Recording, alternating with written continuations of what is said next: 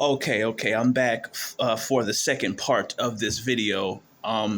Forgive me, I was distracted with other things in life, but I'm back to try to finish this video. So let's just get right to it. So this conversation I had in the parking lot with this liquor store regular, let's go over it again. So he says, oh, I thought I scared you. The first thing he told me was that he thought he scared me. Now, that to me means that I should be afraid to see this evil spirit again because my life is going to get difficult, and it has. It really, really has. It started up immediately. So I take that. I think he means pretty much, oh, I'm back again. Now it's time for you to be afraid. I'm gonna make your life hell again. So I guess that basically means it's back. That's my thinking was. That's what my thinking was. Right here it says, "Oh, because I should be afraid because he hasn't spoken to me in a long time. It's been a while since we've talked. I thought you would be afraid to see me." So pretty much once again, just kind of poking at me, letting me know that my life is going to get difficult again. The last time he's seen me, my life was made very difficult to the point of basically homelessness. Everything that could go wrong went wrong. Trust me, it was a nightmare. So this happened to me in Lancaster, and what I mean, like, my life was made very difficult. I felt like I was going to commit suicide. I was going to just give up because life was just so difficult. I wanted to jump off a bridge. I couldn't even explain it. The spirit got underneath my skin very, very, very bad. It was able to work through people, pick at me just right to get me to explode. Um, I lost things like I would lose all my jobs in one day. I could have three jobs, and I would wind up losing all my jobs in 1 or 2 days, just instantly. I lost my jobs in ways I didn't know I could lose my jobs. The strangest things happened. And the more and more I complained about it, the more and more I just looked crazy. So, it was a long summer and I had plans. And I think Satan knew I had plans. And he worked overtime to make sure he ruined them. But let's keep it going. So after that, the liquor store regular said, "Oh, you don't recognize me, do you? I look different this time, huh?" So uh, it took me a little while to catch that because once again I thought this guy was talking about his normal appearance. Maybe he lost some weight.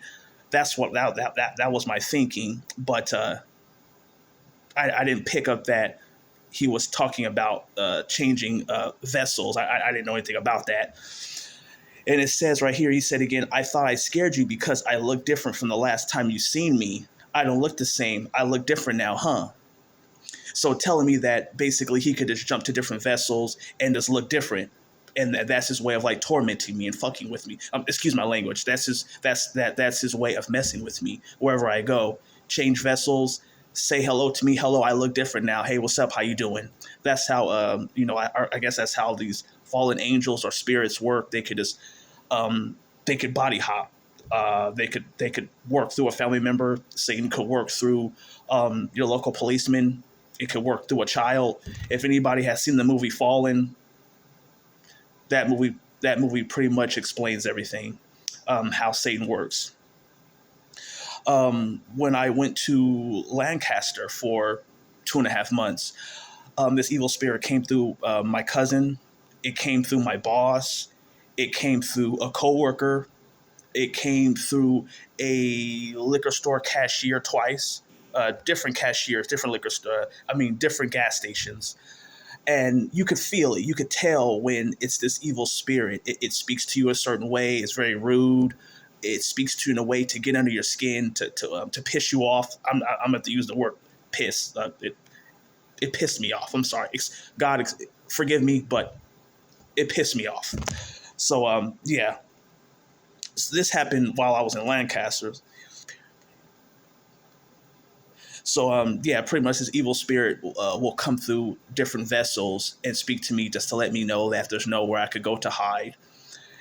Let's keep it going. So, of course, after that strange conversation, I went into my family's house again, like I said before, and I was kind of going back and forth with the family member that got under my skin. I told this family member that I was going to go straight home. And as I was going back and forth with this family member, I felt that feeling again, that feeling of evil, something evil coming through one of my family members. But I tried to just let it go. I didn't think anything of it until I went back outside again. I ran into the same liquor store regular, this vessel, and he went to ask me if I was going to go straight home. Now, how does he know that I'm going to go straight home unless this evil presence was in the house with me somehow? How does he know? And I know it means something. I can hear it now. He could have asked me that question in so many different ways, but he worded it a certain way. He worded that question a certain way to let me know that he was there with me in that house. So his first question was, "Oh, are you going to go straight home?" That's exactly what I told this family member as I left the house, that I was going to go straight home. See, it's like a lot of time it's the way the words are spoken that let you know that that you're being monitored. So it's like a monitoring spirit or something. It's a familiar spirit, some type of spirit that could follow you and monitor you. Um, let me see. I'll just go on to the next page. I'm sorry, I tried to write this stuff down. Okay. So the experience. Okay, so pretty much that was my experience, and I'm gonna talk with God more and find out more about what's happening to me and why this is happening to me. I'm not gonna lie, I am afraid though. I am afraid. I had my spiritual eyes opened about 7 years ago, and nothing prepared me for this. Nothing got me ready for what I'm going through right now. Evil spirits speaking to me while I'm at my job. I just have to learn how to ignore them, or just learn how to deal with it. So it's difficult. But I'm not gonna lie, I am afraid. I am scared. It's like nothing I thought I'd ever have to put up with. It's a nightmare.